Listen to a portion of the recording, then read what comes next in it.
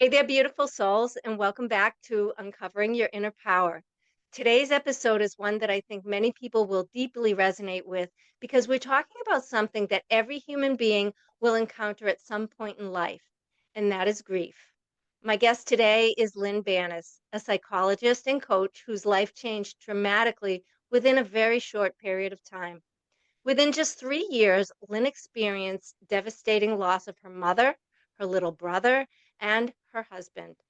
As you can imagine, that kind of grief can shake the very foundation of a person's life. Despite years of education and experience helping others navigate difficult emotions, Lynn found herself facing the same disorientation that so many people feel when loss arrives: the fog, the loneliness, the questioning of purpose. But through that journey, Lynn began doing something remarkable. She turned her own tools inward. She examined the beliefs, the patterns, and the mindset that were keeping her stuck, and slowly began rebuilding a new life, one grounded on purpose. And today she dedicates her work to helping widows rediscover meaning, joy, and fulfillment after loss. Her story is not about erasing grief or pretending pain doesn't exist. It's about learning how to carry that grief while still creating a life worth living. Lynn, thank you so much for being here today. I am really looking forward to this conversation. Well, thank you for inviting me, Jill. I'm looking forward to it too. And can I make just one quick change in that intro? Is that I have expanded now beyond just widows, and I am working with women who have suffered any kind of significant loss, whether it's a job, a friend, a pet, whatever. It hits our identity. And that's where we really need to work, is help people figuring out again, well, who am I now that that's not in my life? Oh, I'm so grateful to hear that because it's so true because we suffer so many types of loss and grief over things. It could be loss of a job, loss of a relationship, loss of a person, a pet, anything. So I definitely think that that is an amazing path forward for you. Thank you. Thank you. And I hope it impacts everybody, because truly we are all grieving right this minute. We are grieving the loss of our life before COVID. We're grieving about what's happening internationally and nationally. And we call it stress, but we really are grieving because we've lost a part of who we are and how we functioned. That is such a good point. Thank you for bringing that up. Within just 3 years, you lost your mother, your little brother, your husband. That's unimaginable amount of loss in such a short time. When my daughter Jenna and her father passed on, I remember feeling like someone had burned a hole in my heart. The pain was so physical, it almost felt unsurvivable. Yeah. What was your first phase of grief like emotionally and physically? Well, it's numb at first. You just numb, and you can't believe it. And of course, you had the compounded grief of more than one person, and I did too. And that just, it hit so deeply. And my loss were people that were extremely important to me, and I'm sure your loss was too. I honestly, personally can't imagine losing a child. That just has to be terrible. So, my heart goes out to you and your family. I think that early on, I just tried to keep going, and I didn't. I have two daughters here, but they both work. And so, they had to go back to work. They couldn't sit around with mom. And so I had neighbors that I could rely on.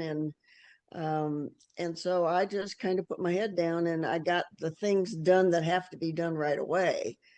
And so many women don't know about some of those things. They don't know that if you have a joint bank account, they close it immediately as soon as they find out that your spouse has passed.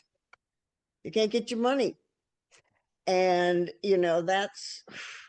that's pretty scary. So then you have to talk to the bank and get it worked out, which they do, but still it's a pain in the neck, and it's unexpected, and it's a burden, you know? Yeah, I think a lot of women go through their marriages relying on the husband to do a lot of the financial stuff, and they don't involve themselves with it. So when it's time that that happens, they're taken aback because they're thrown into a whole new world that they're inexperienced with.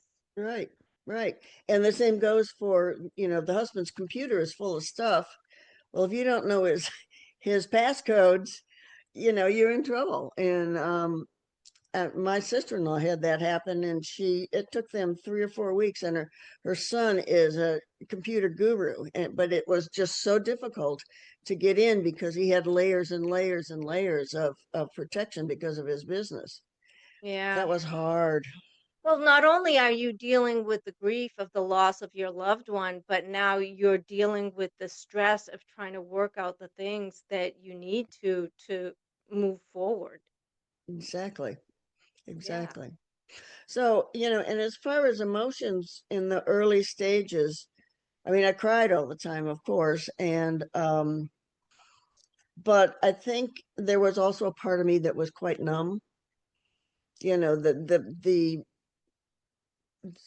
sadness, that emotional part. I agree with you. I One day I thought, this, I can feel the pain in my bones. I can't believe it. This is just nobody ever talks about that, but I felt that, and you said you did too, and some of my clients have, and it's just so deep, so penetrating. It did feel like a literal burning, like it felt like a circular burning right here in the middle of my heart, and I can only liken it to a blowtorch.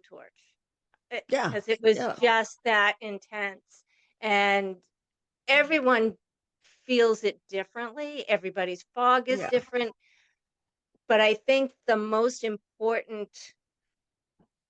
concept to introduce to our listeners is that whatever you're feeling is normal. yep, yep, and it's yours, and you can't expect somebody else to know what it is, what it's like. And so that brings me to we can do go a couple of ways.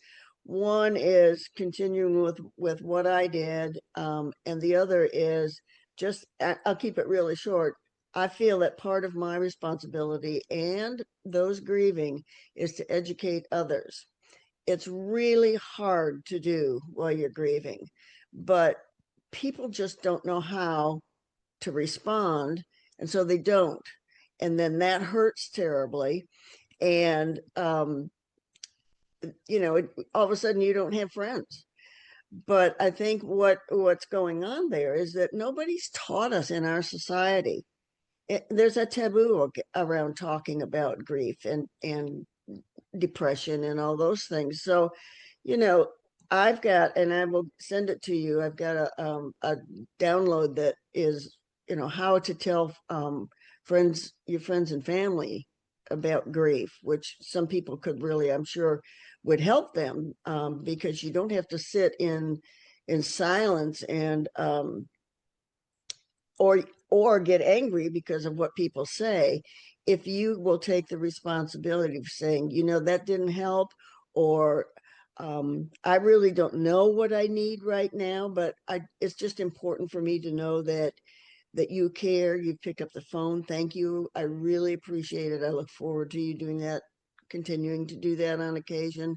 Um, because we step into something, we don't know what to say, and we tend to say things we've heard, and many of them are just really hurtful, and we don't mean that. We just Yeah, don't know. I tried to I tried to accept that during my grieving period that people a lot of times said things that it just kind of set me back, but I tried to think, okay, they're coming from their space and they don't get me right now. So I tried to overlook a lot of that Yeah, and just say they're doing their best. And but one thing you mentioned that I'd like people to really gravitate towards was community. You said you did a lot within your community. I think it's very important for people to reach outwards when you're going through grief. Tell people you need help. There are so many support groups available for people who are grieving, and I think it's paramount to have that kind of support to help you work through it. And another concept is you don't ever get over it, you get through it. There's such a difference. Yes, and I think that what you need to understand is no, it doesn't ever go away, but you learn to carry it differently. Yes. And it's not so in your face, hurtful all the time. Right. And if we can help you move that into an appreciation for what you had in life and what you experienced, and just count that as part of your life. Don't try to push it away, it's there. Um, but, we have to accept the fact that something's not there anymore. Yes. One thing that really was a challenge for me in the beginning because I have 3 children. And when I go out into networking situations and place because I'm a realtor, so I have to keep building business and go out and grow your network. And one of the top questions people always ask is, how many children do you have? Oh, yeah. That was the hardest question for me to learn how to navigate after she passed because I still have 3 children. One of them is just not physical. Yeah. So in the beginning, I didn't know how to articulate that. So now, when people ask me, I say I have 3 children. My oldest is X age, my middle is this age, and my youngest turned into an angel at 19. That's beautiful. That works for me. And I think the fact that I have a strong belief in the afterlife is another factor in working through grief. I think that from my perspective, I think it would be a lot harder to work through grief if you didn't feel that life goes on afterwards. Yeah, I think there needs to be something larger than you that you believe in. I'm not going to dictate you have to believe in this, that, or the other thing Oh, because correct. it's all personal. But to know that there is something more, something to live for, something to connect with is huge. Absolutely. You spent so many years helping others through their struggles as a psychologist and coach. I imagine that it must have been a strange shift when you suddenly became the one who needed support yourself. Oh boy. Yes, absolutely. Um, and I always was, I've really worked on this, was one that was the go-to person, was the answer person, never the asking person. So I had to really learn that. And it's hard, it's slow, it's easier just to disappear, stay in your house, whatever. I must say, I'm just so thankful I have my dogs because there were days I probably wouldn't have gotten out of bed if I didn't have the responsibility of them. And, you know, um, so I think that finding something other than yourself, because, I don't want to say it's a pity party. Some people say that. No, it's not. You have to go through it. But if you have something that will distract you, something like a pet, um, or best friend, that helps because we just can't stay in that heavy grieving 24/7. Yeah, definitely. I have 3 cats and I really resonate with that. I don't know where I'd be without my cats. They give love unconditionally. Exactly. So, and we all need a place to put our love. And especially when you live alone. Like, do you live alone? I do. Yeah, Um, so when you live alone, it's really important to have somewhere to offer out your love. it is. It is because your love hasn't gone anywhere. Exactly. You still have that. You still have that to give. And frankly, I believe you still have the love of the person you lost, Mm-hmm. because Oh, for sure. that doesn't disappear. That's there. That's part of your life. And so feeling like you've totally lost it is something you need to, come to grips with. And it's not quick. It takes time. But I think it's so helpful when you can get there. I agree. After Jenna passed on, there were long stretches where I had very little energy or desire to do anything. And I think many people judge themselves for that. Why is that lack of motivation actually a natural part of the grieving process? Because our brain does some very interesting things when we get into that heavy grief. Much of it is fight or flight or fawn, and most of us kind of try to disappear because it hurts so much. We have no motivation. It just, I mean, just to get off the couch is monumental sometimes. So, your brain is. Let's see. You know where all your furniture is, right, in your house, and the reason you can navigate that at night, probably, with very low light or no light, without crashing into everything, is because your brain has made a map of where everything is. Okay, so now it's changed, and your poor brain is trying to say, what the heck happened? What what needs to go there to make this picture work again? That doesn't happen overnight. It takes a while, and the energy that sadness and grief takes from you is tremendous. You don't realize it. But everything in your body just kind of slows down. So and you've got that fog, brain fog, or widow fog, or whatever people want to call it, where your brain just is not functioning. Mm. So it's not functioning in the regular way. There's this kind of curtain that comes in and separates you from reality in a way. Yeah. And so things are happening all around you. Different things are happening in you, and that's very hard to bring together and make sense out of Now, it. you talk about the energy within you, and I think personally, for me, I don't think I've ever come back to the level of energy that I had previously. Not in a bad way. I mean that things that used to make me spiral out of control no longer do because my energy is more subtle. I feel like I've grown through my grief. Absolutely. Absolutely. And I think that, our energy, we were willing to put it on certain things that now, at least for me, feel like they're not all that significant. Why am I Yes. spending energy on this? In the greater scheme of things, what difference is it going to make?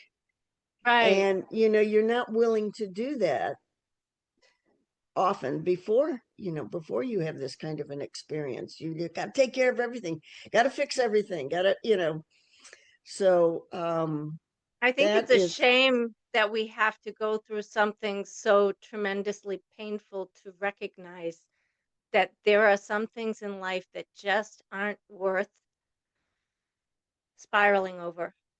yeah, absolutely. Absolutely. I often would ask my clients, when I was working before, it was mostly leadership stuff and communication and how people show up. And I'd sometimes say, are you willing to use your energy for that? Let's say you have 100 points of energy and this thing's taken 60. Are you willing to give up that much energy? Right. So I think the death takes up about 90, if not more. I would agree with that. At some point, the process, many people begin shifting from surviving grief to rebuilding their lives. For you personally, when did you first notice that shift starting to happen? Well, I did what I would not tell my clients to do, and that is, first of all, I got really, really busy, and tried to keep myself, moving, moving, moving, moving. And I took a look at my house, which was large, had a big yard, swimming pool, and I just thought, I cannot manage this by myself. So I sold my house and purchased a smaller one. And it's worked for me, but I keep thinking, what if you make that decision and you end up hating where you are? It's not a time when you can make clear decisions. But anyway, I did it. And after about 9 months, my body said, knock it off, no more. And I was sick for 3 months with one thing after another. So that was the time when I started to think, okay, now what is really happening? What can you do to deal with this? Because it was clear to me that I couldn't just put it on a back burner and keep going. So I began then to start using all of the tools and things that I had gained over the years, the tools, the experience, the knowledge. And one morning I woke up and I thought, dang, I have everything I need to help other people. What am I doing sitting here? So then I started putting together some programming and trying to figure out what would be the best thing. And I personally do not deal with the early stages of grief when people are in such emotional turmoil. I start working with people when they're beginning to, the brain fog is lifting, they're beginning to make rational decisions. They feel like, I don't want to be here anymore. I don't want to be where I am anymore. Not I don't want to be on earth. I just don't want to be in this situation. There's got to be something else. And that's when I start working with people, and we just do a lot of deep work around beliefs and values and self-limiting beliefs and all of that kind of stuff.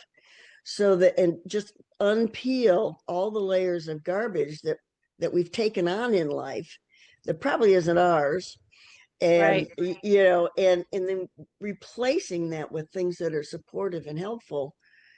And once we've done that, then we can start really looking at who are you really.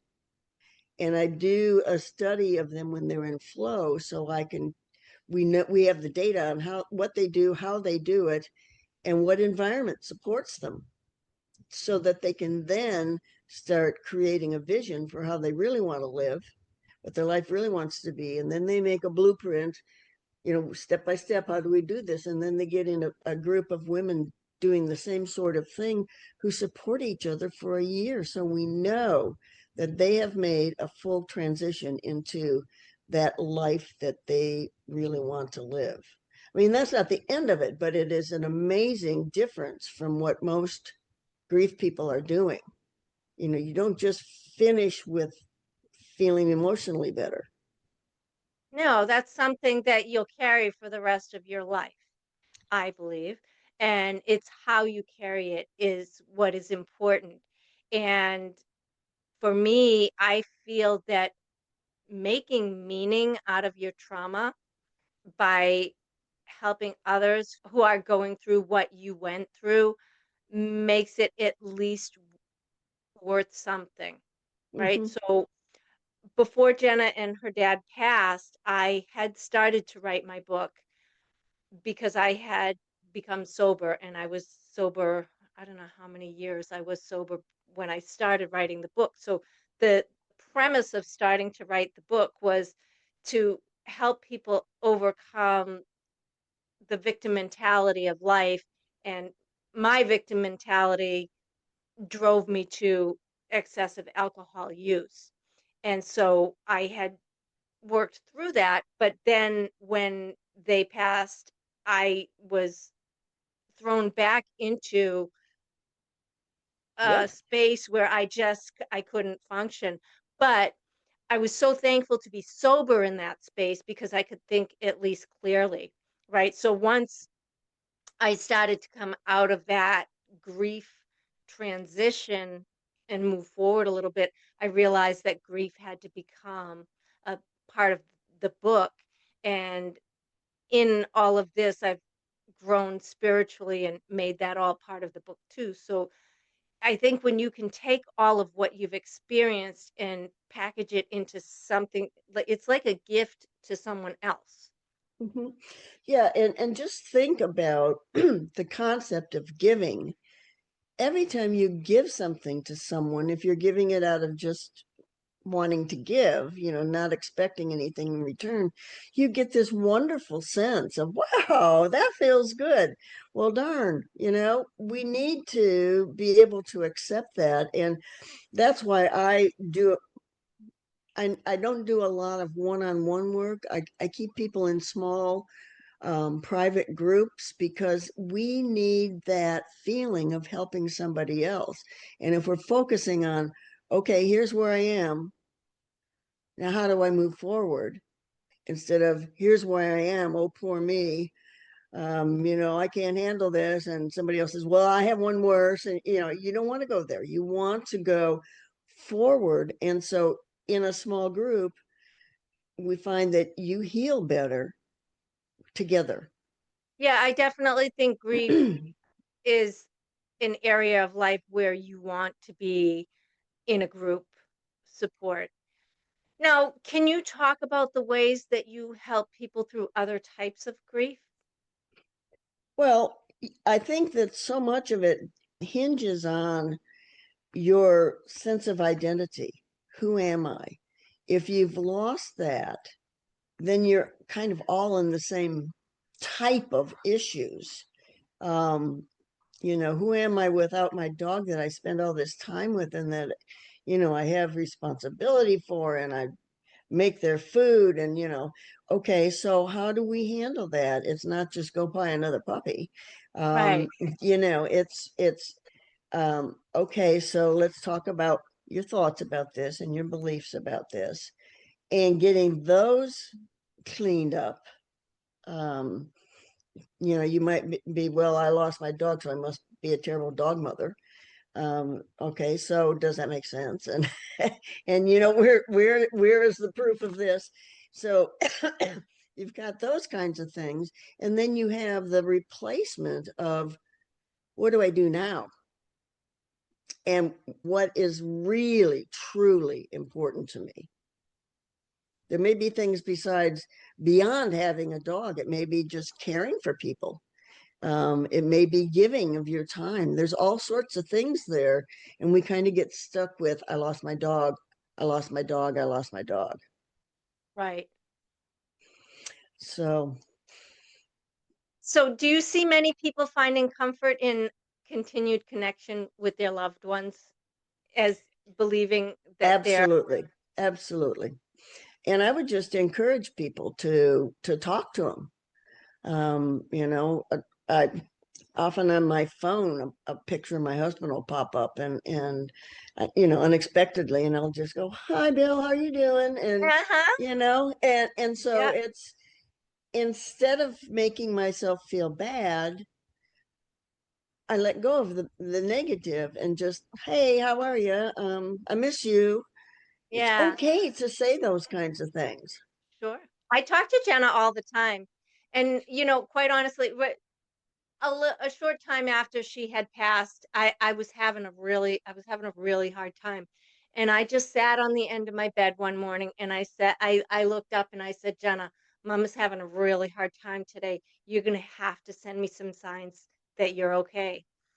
And at the time, I was drinking bulletproof coffee. I don't know if you've heard of it, but you put butter in the coffee, and it's supposed to do something with your fatty acids or whatever. So I went down in the morning. I'm making my coffee, and I put my butter in there. And when I go to take it off the coffee maker, there's a heart shape in my coffee. Like it is absolutely, there's no mistaking it. It's a heart Hmm. shape with a ring around it in a heart shape. And I'm like, All right, we're good, we're good. And it just and then throughout the next couple of days, I she sent me like numerous signs. I'm like, "Oh my," and I took pictures of all of them because for me it was just validation that she is not gone, she's just non-physical. That's right. That's right. I have kind of a funny one. All these crows showed up, and I thought, what the crows? And then my one of my daughters said, yeah. And I said, you know what? That's Bill. That is Bill. He thinks that's funny because he knows how smart crows are. And we've often That's talked right. about it. They're very And so intelligent. he would send me a crow. That is his sense of humor. I love that. I love that. For someone listening right now who may feel like they're stuck in grief and can't imagine ever feeling joy again, what would you want them to know? I would want them to know that absolutely every experience they've had in their life, everything they've gone through, everything they've conquered, everything they've failed at and then tried again and gotten successful has given them the strength and the ability to deal with what they're going through right now. The difficult part for us as humans is we can't always tap into that. So you need to find somebody that knows how to help you because it is there. You are more than your situation. I love that. Lynn, thank you so much for sharing your story and your wisdom with us today. Conversations like this are so important because grief is something we all experience, yet so many people feel like they have to walk through it alone. What I really appreciate about your message is that you're not asking people to erase their grief or rush through it. You're helping them understand that even devastating loss, it is still possible to build a life with purpose, connection, and meaning. Right. For anyone listening who resonated with Lynn's story and would like to learn more about her work helping widows and others rebuild their lives, I'll include her links in the show notes so you can connect with her. And as always, if today's conversation spoke to you, please consider sharing this episode with someone who might need to hear it. Until next time, remember, even the most painful chapters of our lives can become the foundation for our greatest growth. Thank you for being here. I'll see you in the next episode of Uncovering Your Inner Power. Thank you so much for sharing your time with me today. I truly honor you for being here and for choosing to do this deeper work. If this episode resonated with you, I'd love to stay connected. You can sign up for my newsletter at empoweredbythestorm.com/newsletter. And when you do, you'll receive a free copy of my How to Love Yourself workbook as a thank you. My book, Empowered by the Storm, is also available on Amazon if you'd like to go deeper into this work on your own time. And if you're feeling called to more personal support, you can visit my website to explore private coaching and see if it feels like the right next step for you. Until next time, be gentle with yourself, trust your journey, and remember, your healing matters.